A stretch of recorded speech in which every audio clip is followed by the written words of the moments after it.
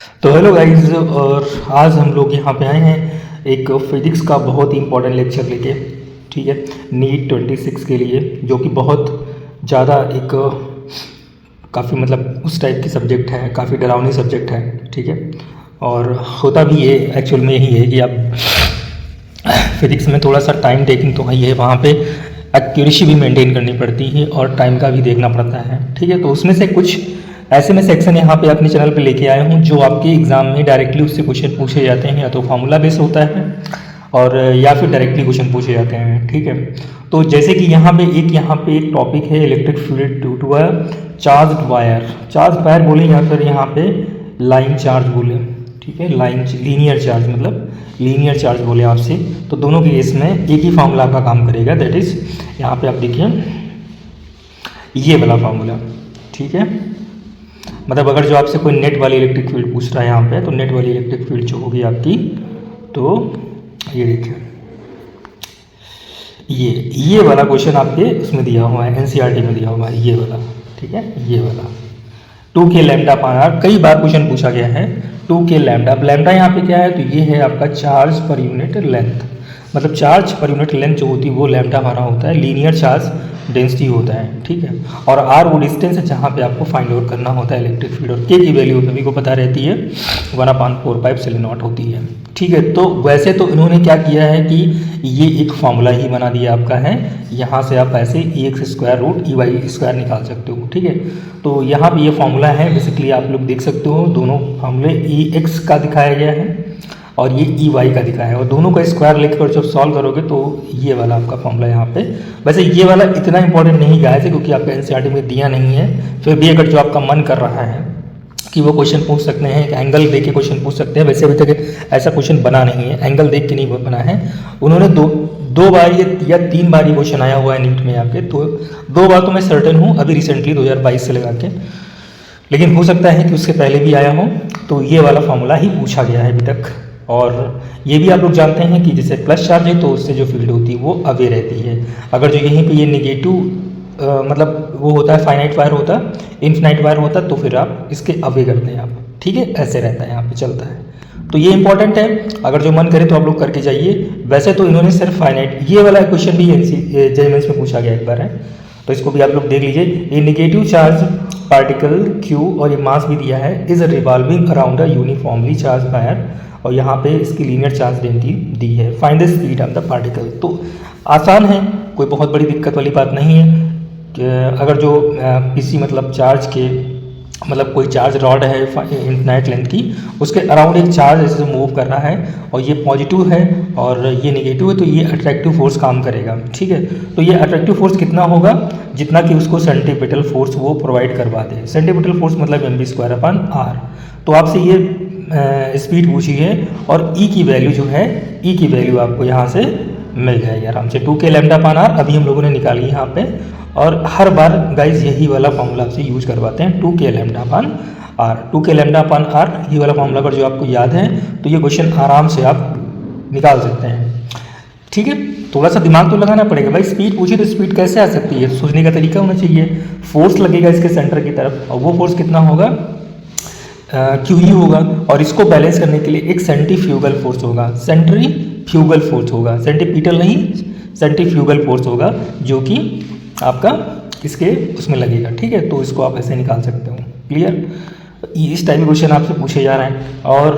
और क्या, ये वाला भी आपको याद करके रखना चाहिए फार्मूला, ये भी काफ़ी डायरेक्ट क्वेश्चन आपके निकल आते हैं। ये क्वेश्चन आपसे पूछा गया है, ये फार्मूला पूरा आपको याद होना, इससे भी न्यूमेरिकल आपसे पूछे गए हैं नीट में। कभी उन्होंने एंगल देके पूछा है, देखो मैं इस वाले फार्मूले को बोलूँगा पूरा आपको याद करना चाहिए, क्योंकि इसमें एंगल देके वो लोग पूछते हैं।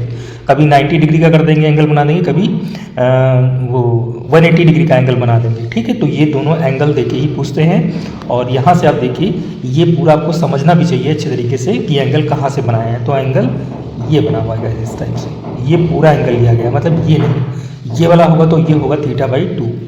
ये भी आपको समझना चाहिए भाई, कॉन्सेप्ट लो तो पूरी लो, मतलब ये जो आर्क है इसके बीच का एंगल जो है पूरा थीटा लिया है इन्होंने। ठीक है, ये चीज़ यहाँ से देख लो, यहाँ पे अच्छे से इन्होंने एक बार ये पूछा है, ठीक है, ये वाला क्वेश्चन पूछ चुके हैं, ये एंगल पूरा थीटा यहाँ पे।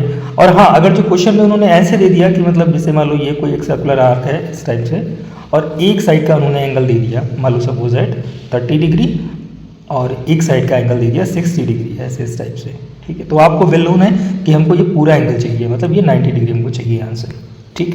तो ये चीज़ आपको याद रखनी चाहिए अच्छे तरीके से, क्वेश्चन आपका निकल जाएगा। और हाँ, ये एक बार सर्कुलर मतलब ये यूनिफॉर्म चार्ज सर्कुलर रिंग के एक्सिस पे भी पूछ चुके हैं, तो ये भी आपको डायरेक्ट याद करना चाहिए फॉर्मूला।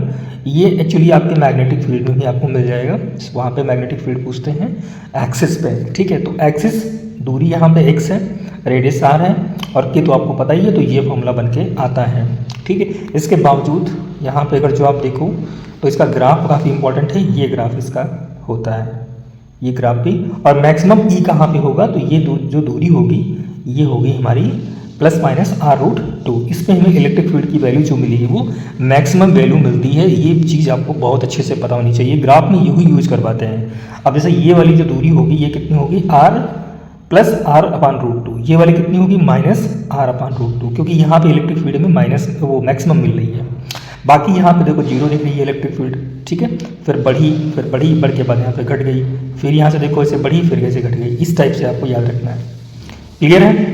अब इन्होंने देखो पूछा यहाँ पे है, find electric field on the axis of uniformly charge QR at distance यहाँ पर √3। तो आप x की वैल्यू बस खाली आपको पुट करना है √3r, जहाँ भी दिया है तो वहाँ पे आपको √3r पुट कर देना है, ठीक हो जाएगा आपका काम।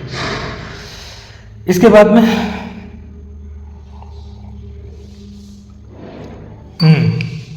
डाइपोल का तो पता ही रहता है खैर आपको। डाइपोल की डायरेक्शन थोड़ी इंपॉर्टेंट है, ये माइनस से प्लस की तरफ होती है। कहाँ होती है, माइनस से प्लस की तरफ होती है,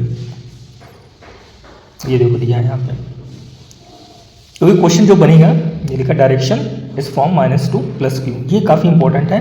तो क्वेश्चन बनेगा तो फिर ऐसे ही वो लोग पूछते हैं। जैसे यहाँ पे देखो डाइपोल दिए हैं कई काफ़ी डाइपोल, तो देखो यहाँ पे ये एक डाइपोल बन जाएगा माइनस से प्लस की तरफ, ये P1, और यहाँ भी ये P बन जाएगा, मतलब दोनों की सेम रहेगी। तो ये बाइसेक्टर में कहीं बनेगा, तो इसका जो बाइसेक्टर का जो रिजल्टेंट होता है वो कितना होता है, P√2 होता है। तो इसका आंसर डायरेक्टली निकाल सकते हो, P√2 निकलेगा। देखो निकला भी है P√2।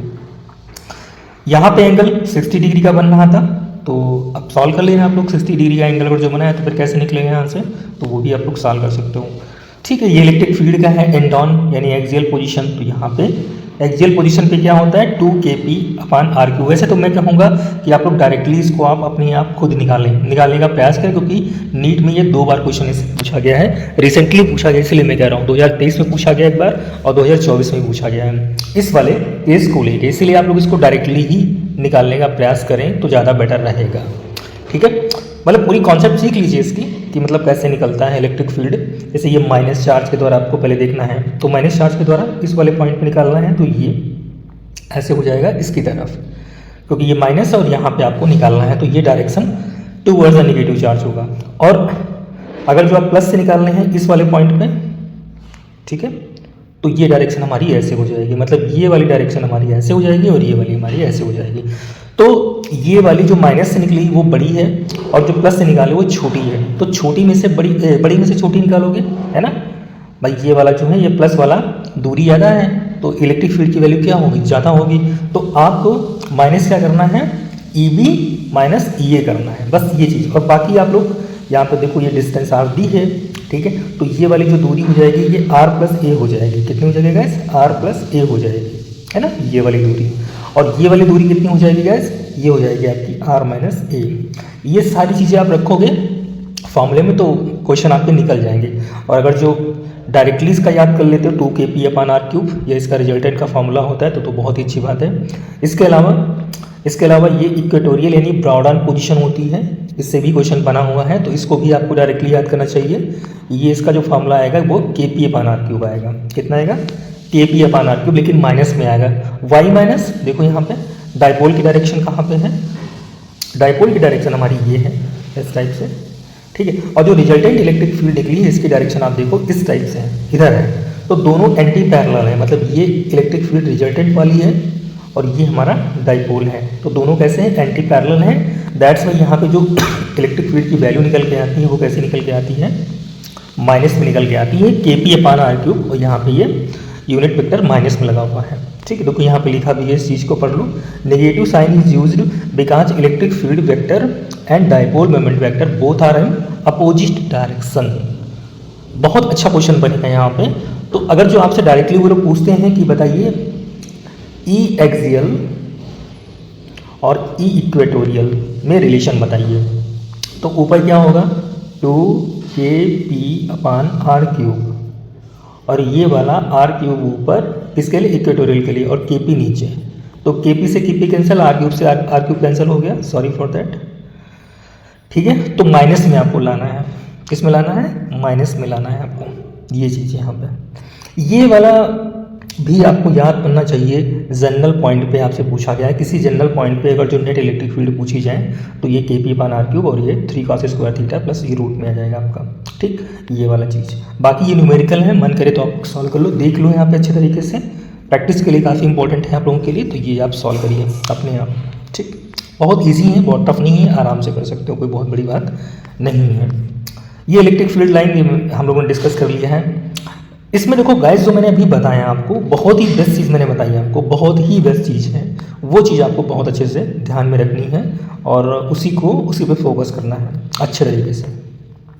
क्लियर?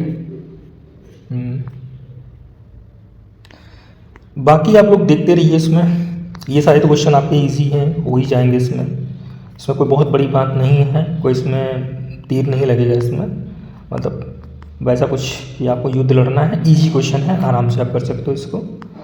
क्लियर है ये चीज़? बाकी और मुझे कुछ लगेगा इम्पोर्टेंट तो मैं आपके लिए ज़रूर लेके आऊँगा, वीडियो से बनाऊँगा, क्योंकि जो मैंने बता दिया है आप बिल्कुल रिलाई कीजिए इस चीज़ पे बहुत अच्छे तरीके से। और मैंने आपको कुछ फालतू का नहीं बताया, सिर्फ टू द पॉइंट बताया कि आप ये भी पढ़ लो, आप वो भी पढ़ लो, कोई मतलब नहीं है। जब क्वेश्चन आएगा आपके एग्जाम में तो इन्हीं पॉइंट को उठा के क्वेश्चन आपसे पूछा जाएगा। ठीक है, कुछ आपसे एक्स्ट्रा आलतू फालतू को नहीं पूछा जाएगा कि ऐसे पूछ लिया, कुछ वैसे पूछ लिया, ऐसा कुछ नहीं आएगा। आलतू फालतू का आएगा तो वो फिर आप स्किप ही कर देना उसको, क्योंकि 2025 का आपने देखा होगा काफ़ी लोगों ने क्वेश्चन छोड़े थे, जिसके 24 भी सही थे वो भी सेलेक्ट हो गया। ठीक है, 24 वाले जिनके 24 ही सही थे नीट में फिजिक्स में, तो वो सिलेक्ट हो गए। तो आलतू फालतू पे आपको ध्यान नहीं देना है, सिर्फ आपको ध्यान देना है इंपॉर्टेंट चीज़ पे। हाँ, ये वाला गैस थोड़ा सा मुझे आपसे डिस्कस करना था, motion of A charge particle in uniform electric field, ये काफ़ी इंपॉर्टेंट है। ठीक है, और ये देखिए यहाँ पे इंपॉर्टेंट क्या है मैं आपको बता देता हूँ। यहाँ पे ये चीज़ इंपॉर्टेंट यहाँ पे, ठीक है, डेविएशन इंपॉर्टेंट है कि कितना डिविएट करती है, ये बहुत ज़्यादा इंपॉर्टेंट है डिविएशन। और ये पैराबोलिक पाथ फॉलो करती है। पैराबोलिक आपने कहाँ देखा था, प्रोजेक्टाइल मोशन में, वही चीज़ यहाँ पे आपको देखनी है। तो ये पैराबोलिक मतलब डिस्टेंस कितनी कवर करता है, तो ये QE अपान 4KI मतलब काइनेटिक एनर्जी इनिशियल और एक्स स्क्वायर, तो ये QE अपान mu स्क्वायर और एक्स स्क्वायर यहाँ से, और ये पैराबोलिक पाथ फॉलो कर रहा है। ठीक, ये देखो डिस्टेंस कितना कवर, मतलब डिविएट अपनी ओरिजिनल पाथ से कितना हुआ, तो प्रोजेक्ट किया गया ये u वेलोसिटी से, तो जाना इसको ऐसे चाहिए था, लेकिन ये डिविएट कितना हो गया, ऐसे यहाँ पे आ गया, तो ये y डिविएट हो गया। तो डिवीजन आपसे पूछा जाएगा, और ये पाथ कितना फॉलो कर ले गया, x फॉलो कर ले गया। तो ये जो डिवीजन इसका हुआ अपने ओरिजिनल पाथ से, मतलब कितना ये मुड़ा, मतलब जाना था इसको ऐसे, लेकिन इलेक्ट्रिक फील्ड की वजह से ये ऐसे मुड़ गया, और ये कितना मुड़ा, तो ये y मुड़ा, कितना मुड़ा, y मुड़ा। तो ये वाली चीज़ आपको ध्यान रखनी है अच्छे तरीके से, y equal to 1/2 QE upon mu square, और यहाँ पे ये एक्स स्क्वायर, तो ये वाली चीज़। KI यहाँ पे क्या है, तो initial kinetic energy half mu square, और x यहाँ पे लेंथ ऑफ द प्लेट है, यहाँ पे कितनी मतलब प्लेट की लेंथ है, तो ये चीज़ यहाँ पे। बाकी आप लोग देखिए यहाँ पे एंगल पूछा गया है कि एंगल कितना यहाँ पे होगा, तो वेलोसिटी यहाँ पे देख सकते हो आप लोग, तो ये v नेट वेलोसिटी बताई गई है। ठीक है, और यहाँ पे ये ऐसे इस टाइप से, और डायग्राम से आप tan अल्फा निकालोगे तो Vy अपान VZ Vx हो जाएगा। तो ये चीज़ आपको ध्यान रखनी है अच्छे तरीके से। ये देखो वेलोसिटी वाला भी उन्होंने बता ही दिया है ये चीज़। और अगर जो मान लो ये देखो डिविजन हो ही रहा है, कब होता है, when charge particle is projected perpendicular to the electric field, मतलब u परपेंडिकुलर होना चाहिए इलेक्ट्रिक फील्ड के, तभी वो डिविएट करेगा। ux यहाँ पे u हो रही है, x यहाँ पे 0 हो रहा है, मतलब एक्सेलरेशन नहीं है तब भी पार्टिकल चल रहा है। ऐसा आपसे डायरेक्टली क्वेश्चन पूछ सकते हैं एक्सेलरेशन रीजन में। ठीक है, स्टेटमेंट में कि पार्टिकल चल रहा है, पार्टिकल के पास कोई वेलोसिटी है बट एक्सेलरेशन नहीं है। क्लियर है। एक मैंने आपसे याद करो, जब मैक्सिमम हाइट पे पार्टिकल पहुंचता है, ये थोड़ा सा बंडी मोशन की बात कर रहे हैं, जब मैक्सिमम हाइट पे पार्टिकल ऐसे पहुंचता है तो उसके पास में वेलोसिटी क्या होती है, 0, लेकिन एक्सेलरेशन के पास होता है। यहाँ पे देखो, यहाँ पे वेलोसिटी है लेकिन एक्सेलरेशन 0 है, ऐसा भी पॉसिबल है। अगर स्टेटमेंट आ गया तो आप दोनों स्टेटमेंट को करेक्ट करेंगे, यहाँ भी ये भी करेंगे और ये भी करेंगे। क्यों? क्योंकि देखो यहाँ से ये बात प्रूव हो रही है कि पार्टिकल के पास में एक्सेलरेशन नहीं है लेकिन वेलोसिटी है यहाँ पे। क्लियर? तो ये चीज़ आपको ध्यान रखनी है अच्छी तरीके से। बाकी थोड़ा सा आपको ये भी ध्यान रखना चाहिए, जो प्रोटॉन मास का होता है वो 1837 गुना होता है इलेक्ट्रॉन के मास का, क्योंकि आपसे क्वेश्चन ये पूछ लेंगे डायरेक्टली नीट में और वहाँ पे ये चीज़ दी नहीं होती है। तो ध्यान रखना इस चीज़ को कि जो प्रोटॉन का मास होता है वो इलेक्ट्रॉन के मास से क्या होता है, ज़्यादा होता है। बेसिक सी बात है लेकिन खतरनाक बात है, 4 नंबर आपको दिला के जाएगी। अगर जो आपको ये कॉन्सेप्ट नहीं पता है कि मास ऑफ प्रोटॉन ज़्यादा होता है मास ऑफ इलेक्ट्रॉन से, तो आप वहाँ पे क्वेश्चन गलत ही कर दोगे फिर। ठीक है गाइस, तो ये कुछ इंपॉर्टेंट सेक्शन थे, जो कुछ इंपॉर्टेंट टॉपिक थे। फॉर्मूला आपको देख लेना है, डेविएशन का बहुत अच्छा फॉर्मूला यहाँ पे है, और दोनों रिलेशन देख लेना है यहाँ पे, मतलब काइनेटिक एनर्जी का रिलेशन देख लेना है और साथ में ये वाला देख लेना है। ठीक है, तो इंपॉर्टेंट यहाँ पे लगेगा आपको और अच्छा क्वेश्चन बनेगा यहाँ पे। तो ठीक है फिर गाइस, मिलते हैं एक नेक्स्ट लेक्चर के साथ में, तब तक के लिए बाय। और इंपॉर्टेंट मुझे जो सेक्शन लगेगा मैं उसके लिए वीडियो आपके लिए ला दूंगा।